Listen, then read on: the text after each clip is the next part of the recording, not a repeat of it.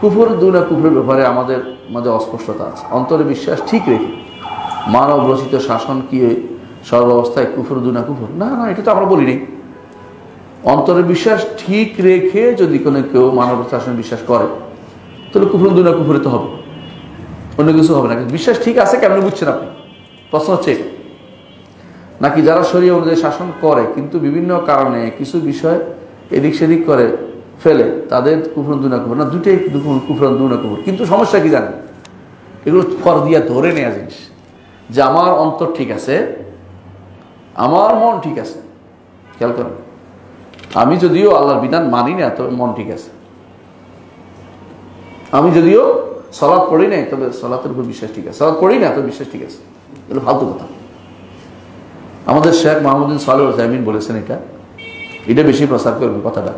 শেখ মোহাম্মদ সালেহ উসাইমিন বলছে আমি এটা কোনোভাবেই মেনে নিতে পারি না যে কেউ আল্লাহর বিধানটাকে ফালাই দিছে, আরেকটা বিধান লাগাই দিছে, এবং আল্লাহর বিধান মানার কথা যারা বলে তাদেরকে পিটাইতে আরম্ভ করে, তাদেরকে জেলে দেয়, এরপরে বলবে যে না আমি তো আল্লাহর বিধানের প্রতি আমার ইমান ঠিক আছে। এগুলি কি আপনি কি মনে করেন না আমরা সব কাঁচা মাছ খাই, সব কেউ বুঝার মতো কিছু নেই? এখন যে কেউ বলে যে আমি ইমান ঠিক আছে, বলে ভালো, তো ইমান ঠিক থাকলে এটা করো, কিন্তু আপনি জোর করে, সমস্যা হচ্ছে কি জানেন, যারাই অন্যায় করতেছে তারা কেউ বলতেছে না আমার ইমান ঠিক আছে, আপনি জোর করে বলছেন না তোমার কিন্তু ইমান ঠিক আছে। হ্যাঁ, জনাব মহাশয় আপনার কিন্তু ইমান ঠিক আছে, আপনি শিখিয়ে দিচ্ছেন।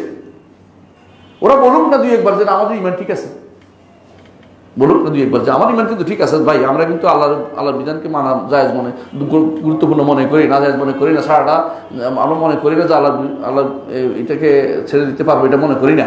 একবার বলুক না, দেখি এগুলো তো কেমন কিন্তু তারা বলে না। আপনি কেন জোর করতেছেন আরেকজনের উপরে? বুঝলেন না কথাটা?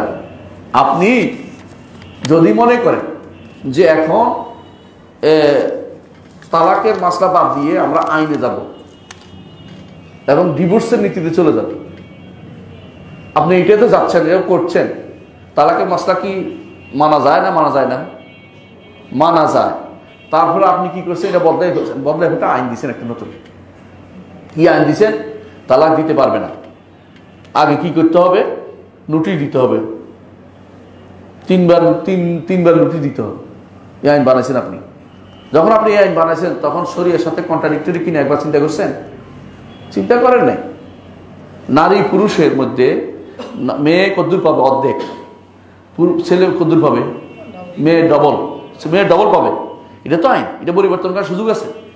আল্লাহ কোরআনে বলে দিয়েছেন লিদ্দাকারে মিসলু হাজিরুল উনসাইয়্যিন। এখন যদি কোনো ব্যক্তি বলে আমি আইন করে সেটা পরিবর্তন করে দেব, কি হবে? আইন চলবে, তখন আইন চলবে। এরপর যদি জিজ্ঞেস করেন আপনি কি, আমি তো হজ করি, উমরা করি, আপনি কি বলবেন যে এটা কি জবাব হইল? আমরাও তাহাজ্জুদ পড়ি, জবাব হইল? আপনি আল্লাহর নির্দেশকে অবজ্ঞা করেছেন, বলছেন আইন করে দেবো, আইন চলবে মানুষ, অর্থাৎ কি আপনি এটাকে চাচ্ছেন না? এটা আপনি বুঝেন না বলে অনেকে মনে করে সরাসরি মুখে বলতে হবে যে আমি হালাল ঘোষণা করছি বা হারাম ঘোষণা করছি, মুখে বলতে হবে। এরকম হইলে আপনি দুনিয়ার মানুষকে মাইরা একদম লম্বা করে বলবো যে আমি তো মুখে বলি নেই তো কিছু।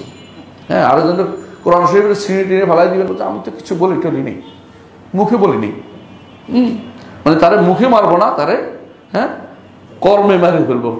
কর্মের মাধ্যমে কুফরি হয়, কর্মের মাধ্যমে শিরিক হয়, এটা বুঝতে হবে রে ভাই। অনেকে আছে যত লাগাই দিচ্ছেন কি মুখে স্পষ্ট যতক্ষণ না বলবে আমি এটাকে হালাল মনে করতেছি, আল্লাহর বিধান ছাড়া বিচার করাকে হালাল মনে করতেছি, মুখে যতক্ষণ না বলে ততক্ষণ কিন্তু কাফের হবে না। আরে কর্ম তো আরো বেশি হয়। অনেক সময় মুখে বলে তো মানুষ ভুল করতে পারে, কিন্তু কর্ম যেটা করছেন এটা মানুষের শত মানুষ বুঝতে পারে যে এটা দ্বারা আপনি আল্লাহর বিধান মোটেই চাচ্ছেন না।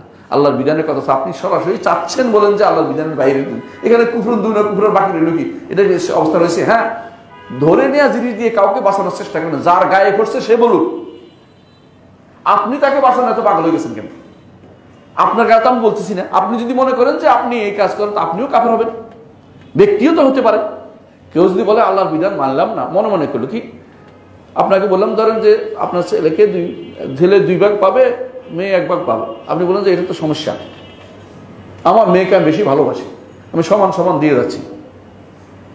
দুনিয়ার বুকে দিতেই পারে, কিন্তু আপনি যদি বলেন যে আমি ওসিয়ত করে যাচ্ছি ছেলে মেয়ে যেন সমান পায়, মৃত্যুর পরে যেন এইভাবে ভাগ হয়, তাহলে কি হবে? আপনি কাফের হয়ে গেছেন। কারণ আপনি আল্লাহর শরীয়ত মানতে পারেন নাই। তো আমি তো বলি নাই, আল্লাহর শরীয়তের কথা কিছু বলি নাই, বলার উপরটা হয়ে গেছে। এখন আপনার কর্মকাণ্ড এর চেয়ে বেশি বোঝা যাচ্ছে, আপনার যে কাজটা করছে এটা এর চেয়ে বেশি শুধু বোঝা না। হ্যাঁ, কোনো সময় এমন হতে পারে, এটা কিন্তু সত্য। এটা কি আপনার কাছে একটা চলে আসছে, আপনি এটা পরিবর্তন করার ক্ষমতা রাখেন না, এটা হতে পারে। এটা কুফরুন দুনা কুফর, আগে থেকে এই বিধান চলে আসছে, আমি কিছু করিনি, নতুন কিছু করতে আমি বদলাইনি, কিন্তু আমার এই ক্ষমতা নাই যেটা পরিবর্তন করব। কারণ মানুষ এটা চাচ্ছে, বা আমি ভয় পাচ্ছি, বা আমি এটা হচ্ছে, বা বাইরের লোকে আমাকে এ করবে, বা আমি ক্ষমতাচ্যুত হয়ে যাবো, দুনিয়া পাগল হয়ে এটা করছে, যে অন্তরের ভিতরে সে বলছে আসলে দুঃখ আছে আমার, কেন আমি এটা বদলাতে পারছি না, এরকম যদি কেউ প্রসার করে বুঝতে পারছে ভালো মানুষ, সে পারতেছে না, এটা কুফরুন দুনা কুফর হবে। কিন্তু যে আগেরটা পাইয়া মনে করে আমি এখন এটাই করে দিব, আইন এখন অন্য উন্নতি করছে, ওই আইন এখন আর চলবে না, ওই আইন দিলে আমাদের এই সমস্যা, তাহলে বোঝা গেল সে কি আকীদাগত ভাবে কাফের কুফরের মধ্যে আছে, বিশ্বাসী কুফরের মধ্যে আছে। এখানে ইস্তেহলালের প্রয়োজন আসবে না। যারা মনে করে হালাল করে দিতে, হালাল বলতে হবে, মুখে বলার দরকার লাগে না, অনেক কিছু কাজে বোঝা যায়। মুখ যদি বন্ধ থাকে কি করবেন, তাও তো বলতে মানুষের কাজ হয়। এর অর্থ হচ্ছে যেটা স্পষ্ট বোঝা যাচ্ছে, যেখানে সন্দেহ নাই, মানুষদেরকে মারতেছে, এটা বলার পরে শরিয়া আইনের কথা বললে যাকে মারে তাকে বলে যে না না তিনি তো বিরোধিতা করতেছেন না, তো কিসের বিরোধিতা করতেছেন তিনি বলেন, আপনি কি চাচ্ছেন এটা বলেন তো দেখি আমাদেরকে।